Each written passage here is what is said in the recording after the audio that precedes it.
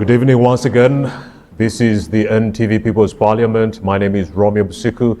This is a very pertinent conversation. We are discussing constitutional and electoral reforms. My dear country, Uganda has had 7 general elections, but my people can only single out the 1996 election as the only fair election within this country. The rest of the elections, my people say, had issues. That's why we are here. Issues to do with electoral reforms, constitutional reforms. Can we remove money from the political landscape of Uganda? In just the 2021 election, we spent 3.9 trillion Uganda shillings. That is a lot of money on campaigns. And in 2016, we spent around 2.4 trillion Uganda shillings. That is still a lot of money. In the last election, 2021, President Museveni spent 201.2 billion shillings. Kyagulanyi spent less than 4 billion. Amuri had spent only 1 billion. So indeed, young people who do not have money cannot engage in this political landscape. You need 5 million Uganda shillings to be nominated for an MP position. You need 3 million Uganda shillings to go for a special interest group position. PWDs do not have that money. So how can we remove money from our political landscape to allow even those who are poor but may have the knowledge to run this country? But we are here today in Busoga to find out what are the issues here. What kind of recommendations do you want to see put into place? Do you have enough civic education? Do you ever see the Electoral Commission come to you to talk to you about civic education and what you need to be doing? That's why we are here. All right, I'm going to kick off with my very first speaker, and that is going to be the RCC, Richard Gulume.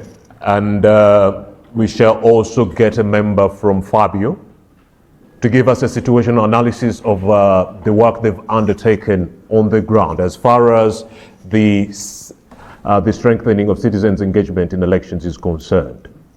All right, let's get a Fabio representative. Situational analysis. Where are we coming from? What did you find out on the ground? Give us a status quo. Thank you very much, Right Honorable Speaker of the People's Parliament, your team, the clerk and sergeant at arms. Good evening to you all.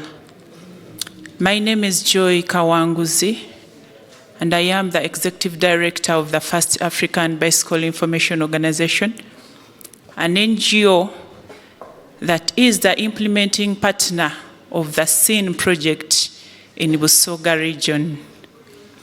And this project, we implemented together with the Uganda National NGO Forum. But for the interest of time, Fabio as an organization, we use a bicycle as a tool of social transformation. Now today we are here under our governance program and under a project called Strengthening Citizens' Engagement in the Electoral Processes. Now this project started way back, many years back. After elections of 2021, a number of issues emerged from the various observers' reports, including the European Union, including the Electoral Commission itself, who are key players in this question of elections. Issues to do with low voter turnout, issues to do with election malpractices, among others. Those are a few I will cite. And some of these issues were leading to apathy. And for us to address this, we came up with this project called SIN. SIN is basically designed to address particularly apathy, because we cannot address all the challenges highlighted from the observers' reports.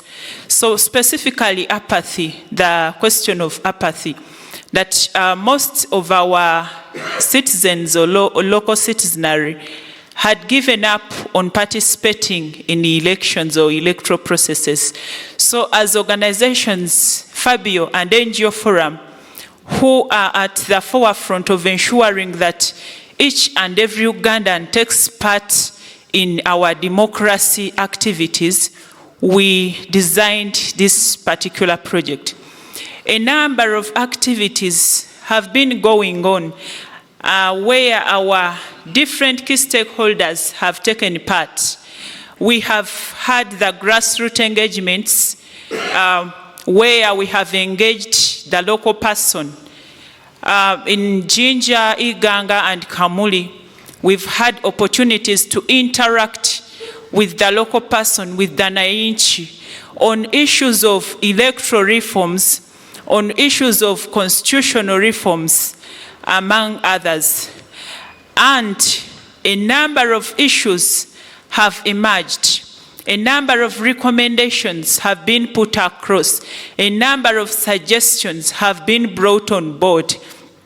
I am happy that from that level, from the grassroots consultations, we're able to move to the district level. And Right Honorable, I am happy to report to you that the key stakeholders in this House took part in these consultation meetings, both at the district and the regional level. The RCC, who then was the RDC, took part in our consultations.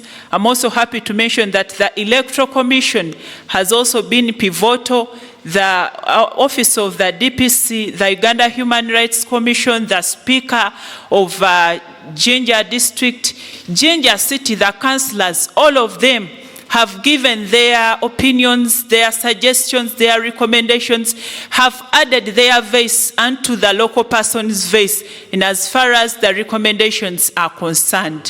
Thank you very much. I beg to submit. Ladies and gentlemen, that is the Executive Director for the First African Bicycle. We do have a representative of the Uganda National NGO Forum. He's also going to bring us up to speed with some of those modalities and information. Yes, sir. Thank you so much, Right Honorable Speaker. Indeed. 10 years of pushing for electoral reforms. Yes, it's been a relentless effort, Right Honorable Speaker. Indeed. As the sector, civil society, we are relentless on the issue of improving the way elections happen in this country. The reason is simple. If things go wrong, there is a lot at stake. Isn't that not the case? Indeed. Who of you likes chaos? No. Who likes anarchy? Who likes war? Who enjoys when people fight? Do you like it if your son, your brother, your mother, your father, your mother-in-law is injured during a fight that has come as a result of elections? No. People who reside here in Jinja, haven't you seen people fight in these very structures we are in here? Picture the mood in this hall if it was a tallying center the way it was in February 2021. Mr. RDC, if you recall, RCC. Do you remember the mood that was here, for instance, if I was to cite names, between Honorable Adiomu and the person that they were running against? Does anyone remember anything that happened? Yes. You remember? Yes. And there were several instances like this, not just here in Jinja, but across the country. And what are we saying? We are saying that there should be a way we can have our elections run better. Because this is a process, because of the constitution that we have as a democratic country, that we subject ourselves to every 5 years. And each time we go to the polls, when we went in 2021, before that when we went in 2016, before that when we went in 2001, each time we go through the processes, there are issues that emerge. There are realities that come up. In 2016, no one imagined that we could have online campaigns because the world had not seen COVID then. Did any one of you imagine the world would be subjected to wear masks? No. In 2016? But things happened. COVID came. 2020. And we couldn't have a big rally. And so we're saying, well, okay, if the election are taking that direction, how about we have a leveled media freedom?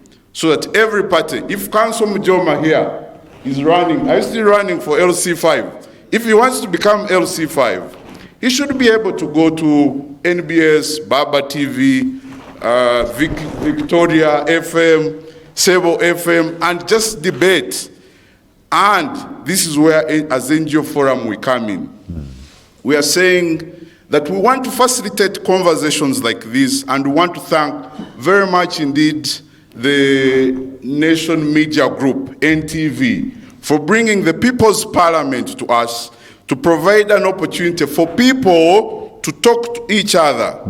When you talk, okuwaya kusinga okurwana. Just to conclude, right, Honorable Speaker, is to say that we want to implore and encourage people to speak up in this People's Parliament and utilize the space to provide ideas on what you think can be done. Tell us of how you saw the election in Chikalamoja, or in Bugembe, or in Walukuba, or in Buenge, wherever you reside. Tell us, and the Right Honorable Speaker here will guide us accordingly. Indeed. I want to thank you so much. And thank you so much, All sir, right. for that submission. If the system or process is flawed, there is hell to pay. If we do not do anything, that's why I would implore the RCC, Richard Gulumbe. Sometimes you need to look in the face of the speaker Indeed. when you're addressing the House. Right Honorable Speaker, Mr. Speaker, sir, all dignitaries in this House, who include officials from Electoral Commission, officials from security, our leaders in political arena, members of this House. Mr. Speaker, sir, we have a constitution in place. The 1995 Constitution has a lot of provisions to guide this country, and specifically issues concerning how leaders are identified in this country. And I want to express my appreciation that the process is growing day by day. And when you talk about reforms, we are talking about improvement, I think. We've been having many changes in our election process. We have been having many new inputs and new arrangements in our election process. We used to have those manual registers which we are formulating at the place where we are going to have election. People come and register that very day when they have gathered themselves to have an election, and they form a register. Now we have moved to digital registers. You can even download a register and you know which area you belong to and so on. These have been reforms.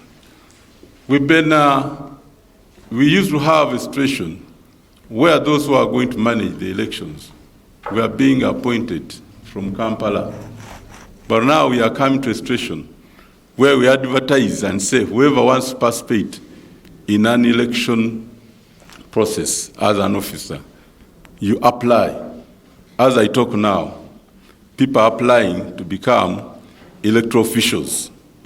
I think that also creates a lot of transparency in the whole system. We used to have where elections, when you have an election, results could be announced at the sub-county. But right now, you get real results at the polling station.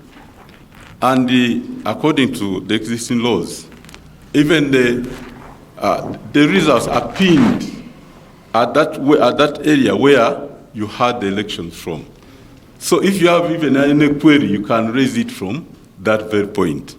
And as I talk now, when you look at the media, because the unfortunate part of it, that Uganda has become a politicking country from the day of election to another election. Indeed.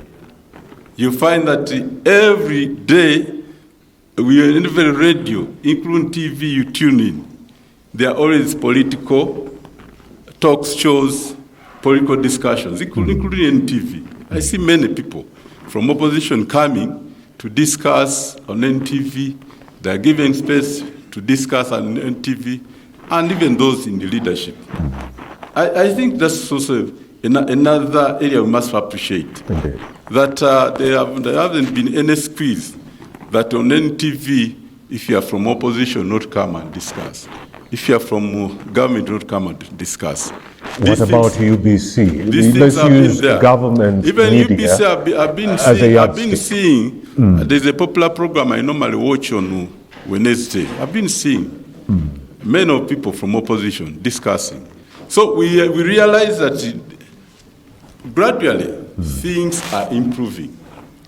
But that does not stop anybody from raising anything which can be captured if it needs attention of the parliament, attention of government. Because as I talk, I'm aware that even the Minister of Constitutional Affairs is tabling amendments and reforms to parliament. Indeed. So this is another opportunity. If nothing is captured along the way, we should also come up and bring it to the attention. And finally, on issues of security, you talk about, Mr. Speaker, you talk about the violence in Luka. that sometimes you see even the army participating. You know, in security, some security issues are a little bit complicated for some of us, the ordinary people.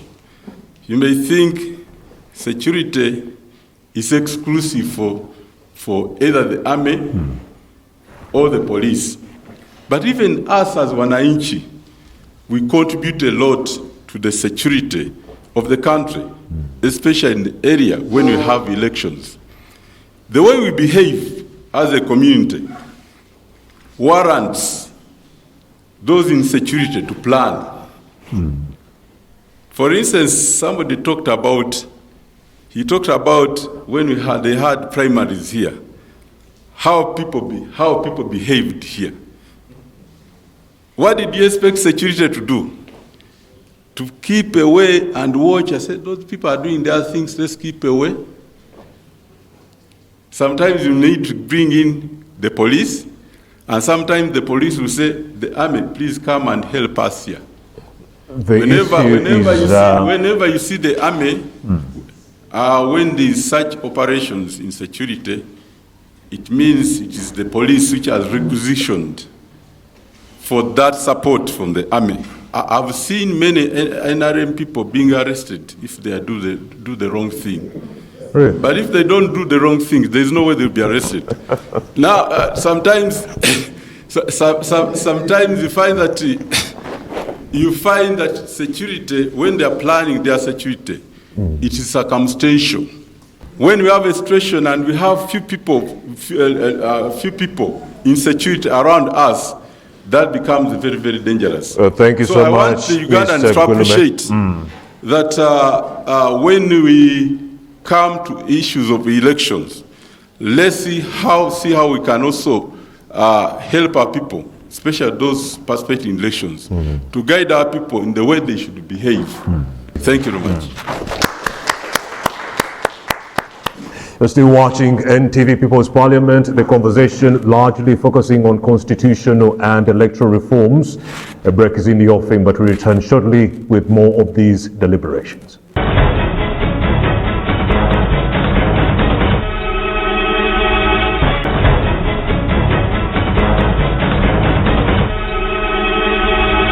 Welcome back to the People's Parliament. We are in the Busoga sub-region having a pertinent discussion on constitutional and electoral reforms. Well, of course, before we took a break, we did have the RCC of this particular jurisdiction saying that some individuals or members of the public incite a security forces. And that's why there's a lot of violence. Do you believe this is true? Would like to find out from the audience. They're going to give us their feedback, whether this is true or not by show of hand. I'm going to be choosing. Kindly raise your hands, and I'm going to be choosing. Okay, there's a gentleman there. Come talk to us. Is it true that our people inside security, and in return you're beaten up, you're thrown in jail? Thank you very much. My name's Chirunze Orison. The answer may be no, may not be yes. Because if you look at it, the insecurity or the security in the country is maybe people, the politicians or the citizens may be instigated to run the other way around. For instance, I can set a situation that in the previous election that we had, Bobi Wine was crossing the bridge and was heading to Luoka. Was stopped on between the Amber Court Market and then the bridge. No sooner had he was stopped than we heard the brakes around. I wonder the nature of instigation was done to the security. I hear you. That's a good point. That is around security. I'm looking at the side of money in the country. The president himself said by 2026, we shall have no poor people participating in the politics. What does it bring? The president gets less money, but has a lot of privileges in the government. And if you look at the economy in the country, you find that one office, may be a political office, may be owning a lot of money. For instance, I take an example of my dear RCC. He had 3 officials in the office, but none of them earns less than 800,000 per month. But if you compare the civil servant or the other people, what they are earning vis-a-vis the politics, the reason of money in the politics has changed politics to be a source of income to the people. That's why people are selling out their land, selling out their houses because they want to participate in politics. Look at the amount of money needed to be registered as on a basis of a councillor, a basis of a member of parliament, a basis of a president. It means the poor will not be registered. So therefore, like if I say they don't instigate, I'll be wrong. If I say they instigate, I'll be wrong. So it balances depending on the situation. On the situation like the Lucas situation, security instigated that situation. Yes. Thank you so much. The lady and the cleric. Thank you very much, Mr. Speaker. RSS is out. Is coming back. Okay, he talked about violence. We realize that this violence is organized violence. Who causes the violence and how does it come in? The candidates themselves organize the goons. When they organize the goons, if one party organizes its goons, the other party also has to organize its own goons. So how can we deal with this? Can we have a law in place that can try to maybe deal with the discipline of these candidates? Can we maybe propose that we have a law that says anyone who's found to be violent as a candidate should be suspended from elections for a period of time? I think that's when we shall have sanity. About campaign financing, he noted that it's us, the voters, who start the game. If we came up a law that says, don't give any money. If you're found giving money, you'll be suspended. I think that would create sanity amongst us, even the voters. I wonder whether if that law came, we wouldn't vote anyone because we're asking for money. What does it cost me giving me 2,000 shillings, or even if it was 100,000? But when you're going to serve me for 5 years, am I going to keep on using the 10,000 all through? What is in money that is more than electing leaders who are sane, leaders who can deliver, leaders who are not corrupt? That is my take. The other is about budgets. One time I remember, I think the previous electoral cycle, I had an opportunity of participating in the scene activities of Fabio. We had proposed I don't know whether this wasn't pushed further. Can we have candidates, intending candidates, laying their budgets and presenting them to the Electoral Commission, clearly stating the sources where they will be getting this money from? Because we realize we miss out sometimes on having good leaders, all in the name of money. Thank you. The cleric, and then we get a representative from police. And the lady there, we could just break it down to 3 minutes. Yes. Thank you, Right Honorable Speaker, and the audience. My concerns are very small, but are very vivid. Indeed. First of all, I'll first comment on the RC's concern about the insight of the public to the police. On my side, I believe that is right. In most cases, you find that the public do incite. Maybe, I believe there is a difference between inciting and prompting. Just of recent, if you're on the social media, you can believe or you can bear witness with me that of recent there was a lady who incited and at the same time went ahead to insult a police officer. I do not expect a police officer not to respond, but actually I want to appreciate even the police force that we have in Uganda now. It is more of profession than the police we had of previous. Another thing, or another concern that I may raise, when we had just started our debate, Right Honorable Speaker, Yes. there is somewhere you were prompting our mind to be driven somewhere, where you were saying that you find that the judge is being appointed by somebody Who is a candidate? who is a candidate. The Electoral Commission is being appointed by somebody. But when you look at the Constitution of the Republic of Uganda, chapter 8, verse 146, you may realize that that person in quotes, or that office in quotes, just appoints, but the approval lies in the hands of the Parliament.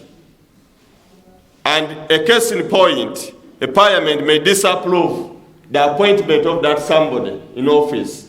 You remember very well the case in point. But that somebody has a majority in that parliament. So. And they there's a can reason never as say to no. why he has a majority in that Parliament. Because the majority doesn't come out of blue, but it's out of the appreciation from the public. That's why they vote those people and they become in the majority in Parliament. Thank Before you time. so much, sir, Thank for you that very humble much. submission. Well, of course, much as a few bad apples may incite, sometimes the reaction from the security forces is heavy-handed. Say the 2020 protests, Luka and everything, the violence that emanated, 54 people died. 54 people died. Much as there were some people who instigated that, CID came out with a report and said there were only 9 rioters. 9. Out of the 54 people who died, there were only 9 real rioters who instigated the violence against security. So innocent people always get caught up in this mess. And we need to do something because I'm noticing it's a blame game. This one says, it's me, it's you. But then the citizens need to be protected. The innocent ones who know nothing. It's the grass that suffers when the elephants are fighting.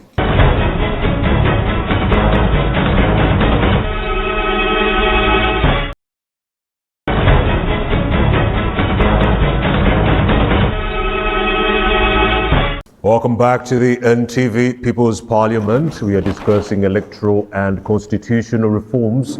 We have a senior citizen there and a lady. Thank you so much, Mr. Speaker, and the audience, protocol observed. Indeed. Kadam Agnes, my name. I'm the chairperson for Finance Administration, Jinja City. I'm a woman council representing Jinja West constituency. Glad to meet you all. I'm a woman who has been in politics since 2006 on opposition. But what we go through as opposition, It's so stressing. People give you their votes, but when it comes to talent center, police and electoral commission, they get orders from above. Don't let that lady go through opposition. It is a real struggle. Protecting the votes is a real struggle. Somebody even can die. We are women. You stay in the talent center for 5 days without even bathing. Even you start smelling. But you don't leave, you are just eye open like this because of your votes. Security, please, let them respect the rest of the people. If the people have entrusted the people they want with their votes, not doesn't mean that being a ruling party, but you're supposed to be a leader. These people they lose a lot of money. They have money, plus you don't have money. They take that advantage of the money they have, and they intimidate us. As if we don't reserve our rights, but we shall just bewitch them. Because for us, we don't have the guns. Somebody plays around somebody's votes. We have no other alternative. We have no, even I told them, yeah, we just bewitch you. Have nothing to do. That's a humble prayer. And we need our voice to be protected and our rights. Police and electoral commission, let us, police protect us like we protect those people in movement. When they have given somebody's votes, it deserves his right or our right. Thank you so much. For coming. Thank you too. Just 2 minutes because we are running out of time. We also have the speaker over there. So please, just take 2 minutes. Okay, please. Purposes of gender balance, yes. I'm Nakato Irene Wakabia, City Councillor at Jinja City. Okay, Nakato. My worry is one, we are in political parties. But whenever it comes to opposition, the security officers, they only know one party, NRM. What I beg the security officers and this so-called NRM party is one, let them balance the ground for opposition members. We should also be balanced when we are coming to do what? To the voters. Two, whenever we go to the radios and we want to mobilize for our political parties, they don't allow us. And we ask why should they not allow us to mobilize for our political parties? Officers, please, also we are Ugandans like you people. And we live in Uganda here. And you are the same people who say that we should go to political parties. I'm a national unity platform candidate, I'm a NUPU candidate, and I stand on my words. Please respect us as Ugandans. Thank you very much. All right, that was short and direct. I loved it. We have a representative of the police. Kindly, you wanted to make a submission to supplement on security. You can also make an addition on what they've been talking about. Security, harassing opposition, politicians. Thank you, Mr. Speaker. Indeed. The stakeholders. Mr. Mubanguzi. And August House. I'm called Superintendent of Police, Innocent Mbanjizi. I'm the DPC Kira Central Division, that is Jinja City. Indeed. Thank you. I am going to present briefly in specificity and the role of police in general. The role of police in general is very well articulated in Article 212 of the Constitution. Indeed. The Constitution is for all Ugandans. Look for it and read that one. When we come to elections, we go for specific roles that the Electoral Commission guides us and that we uphold while the elections are going on. I want to be very, very specific. There is no overdose in security deployment. We should even be very happy when you see, because it is for us, they are protecting us. The worry is if we under-deploy. You say that the voters see army and it reminds them of the war. Yeah. But I am wondering, 98% of voters have even never seen neighbors fighting. How can they fear war that they didn't see? Because 98% are below 86. So that is very ridiculous. So when my grandparents are running away, they'll tell me, They- you know what, when we see this army, we are reminded. So they tell even the young people, stay home. Actually, to protect those are very yourselves. friendly to the army and the police because they know where they have the army has brought them from. So the issue here, DPC, is the selective application of the law. I am Only. coming to it. Two, I want to assure you that police and the security forces do not interfere with the electoral processes. We only intervene where there is need. Where there is need is where we intervene. But because Break down those circumstances where Because you Ugandans- may have to pitch in. Like, if the process is going on very well, Yeah. you'll never see a police officer. But where there is kavuyo, where those thugs come, they want to carry away the box, Yes. they want to intimidate people, that's when we come in. Oh, yeah. We are not interfering, we are intervening. But because Ugandans have become more confrontational, sobora. Oh, really? As somebody put it in social media, it becomes a confrontation kind of thing. Then two, police being partisan. I am always talking, the bitter truth of the matter is, even if you have individual sentiments about politics, the police work is very well stipulated in the laws. You get me? What we are not, who we don't want to align with is that the police is in serving in the era of NRM. That is what you do not want to understand. I don't want to add more to that. But You have time, so kind of elaborate. no, but I mean, that is it. It cannot be partisan because our roles are very clear. But in which era are we serving in now? NRM regime. So now what is that? So you have to serve the party. 405. Okay. 405. Every stakeholder has their specific roles to play in this process. You as a voter, are you doing your role? Electoral Commission, are you doing your role? Candidates, are you doing your roles? If we do not do our roles, that's when we shall keep finger pointing.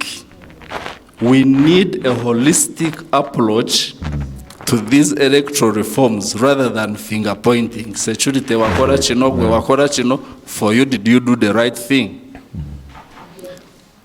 Lastly, not lastly, we need a balanced media coverage and representation of facts. So my recommendation is we need a mindset change and attitude change rather than just mere talking about electoral reforms. If I be specific on some things, they talked about like blocking some politicians. From accessing state Yes, owned there's what media. they call a travaillas. A travaillas is acting outside the law. You cannot be a travaillas and you expect the law to hold you with the gloves. No. If you are seeking equity, you should come with clean hands. If they say the bridge only allows cars, you bring a fleet of motorcycles, they will block you. That's the law. Uganda is governed by laws. What about accessing a radio? I understand the bridge part, but then what about accessing a radio station? The radio stations, 90% or more, are owned by private individuals. We cannot program State-owned. your stations. State owned. Let's focus on the state owned. State owned. How many do we have state owned? They them go to private owned. But besides that, So the state owned can Who- only accommodate. I said Leaders in power. I do not program programs of stations. But as I know, if they bring a political forum, they bring all candidates. from different. So why would they be discussing when RM is alone? Is that a discussion? During campaigns, it's possible for you to appear alone because you're selling your manifesto. I have not seen that. Then we have what they call orders from above. Let me tell you, orders, all orders, whether from below, above, or aside, they must be lawful orders. They must be what? Lawful orders. Two, you who is receiving it, you must put in your personal initiative because you're trained and you have your brain, so you must use your personal initiative in handling orders from above. And lastly, you must be accountable because you are the action officer. You must be accountable to those orders from above. For that matter, Mr. Speaker, sir, allow me to Before you go, she talked about bewitching security officers because she was frustrated. The violence meted out against opposition politicians. Fortunately or unfortunately, that is even threatening violence. Are we going to be? But as people in uniform, we also serve a living God. The God in us is bigger than the witches he's going to send. We shall prevail. DPC, is it possible for police to strike a harmonious working relationship with opposition politicians? Is it possible? The harmonious working relationship is not about police alone. It is about striking a balance. If I tell you, don't go there, use here, and we meet there, you say, me, I'm going to use here. Then as police, I say, I am also not going to go. So what will happen? So is that about police striking a balance, or the balance should be between us, the two parties? So that is discipline. No, I mean, we should strike a balance, not police, but even the other stakeholders whom we are interfacing. So that's the balance we mean. It is not about saying, I want to pass Itawano. Then we risk people's lives, we risk people's property, we risk so many things. Mr. Speaker, I said we need a holistic approach to this issue rather than finger pointing. Indeed. I thank you so much. All right, very, very vibrant crowd. Let's get one last submission from the Uganda National NGO Forum, who have been at the forefront of agitations for the push on electoral reforms and constitutional reforms. Moses? Yeah, thank you so much, Right Honorable Speaker, for giving me a chance to return and just make a remark. I'll keep it very brief. Elections is not the day we vote. It's not when we tick. Like you said, the process has been on. It's running. The train already left the station long time ago. If you wait to come in February, so sorry you're late. But now here, the People's Parliament, and now this is why I go to NTV. The People's Parliament is a great contribution to this electoral process. And so we want to applaud NTV. Can we clap for them as well? We want to applaud NTV and generally the Nation Media Group for being able to bring the People's Parliament to us, the people of Jinja, to you, the people of Jinja, to talk. And as the Uganda National NGO Forum, we want to say that we are very much interested in supporting processes and conversations like this, where first people can talk to each other, like we have done. Joy of Fabio has explained to you. We've facilitated these conversations. We are still interested in having duty bearers talking to each other. I'm sure the RCC, we've had a series of district stakeholder engagements or leader engagements where the duty bearers meet and say, and we will continue to do this even in the coming period, towards the election, even with much more intensity. Because when you take feedback from forums like this, we should be able to see how to improve, because it serves the good, the better good of everyone. So who have I forgotten to thank? Fabio, We want to thank you so much, Fabio, the first African Bicycle Information Organization, for being able to convene everyone. It's a tough period to be here, but I want to thank you so much. So with that, I want to say that let's not give up on this project and country called Uganda. It's our motherland. We don't have, if some of you have citizenship elsewhere, for the biggest majority of the people that are participating in this parliament, this is our only country. So we must invest everyone with all the commitment to ensure that we have the best that we can. And this People's Parliament, if NTV agrees, we will continue. I think the people of Jinja love it. Yes, they love the idea, and we will always be here whenever you want us. I want to thank you for God and my country.